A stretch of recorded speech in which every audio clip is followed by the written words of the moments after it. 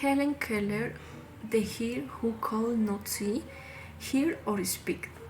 Sometimes we might feel frustrated with our poor advance in learning a foreign language.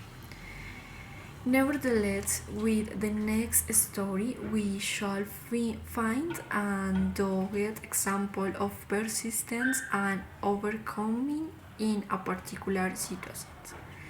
Then we would say or dare not to say I can't once again in our lives. I'd like you to note the story of Helen Keller, who could neither see nor hear from the time she was a baby, therefore later she could even talk. However, the brilliant here was able to overcome all those handicaps to graduate from a college with honors and become a US citizen. I must say there was nothing wrong with Helen Keller when she was born. Her father and mother were very proud of their pretty baby, who tried to say Papa and Mama. For 19 months, Helen grew bigger and stronger. She was able to walk when she was a year old. She could say a few words. But one day the child fell ill. She must have been very ill.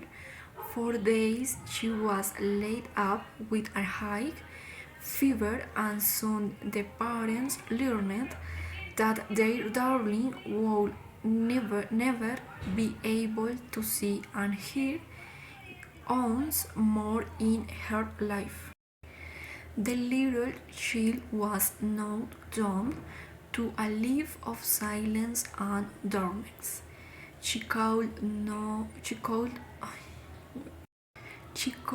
not hear what was said to her and did not know how to talk. She was unable to play with other children.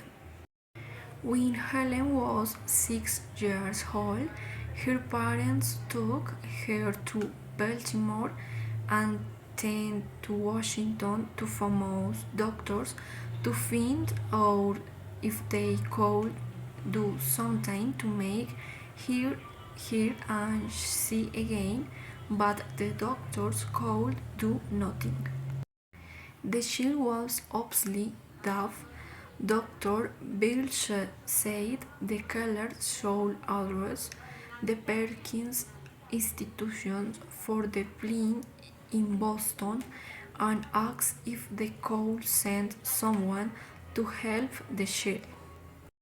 Although it needless to show how miserable her parents felt, they never gave up their enterprise of giving her daughter the chance to live a life. It was a wonderful day for Helen Keller when Anne Sullivan arrived in March 1887 to take charge of the child who could neither hear nor speak. Helen was nearly 7 and Sullivan was past 20.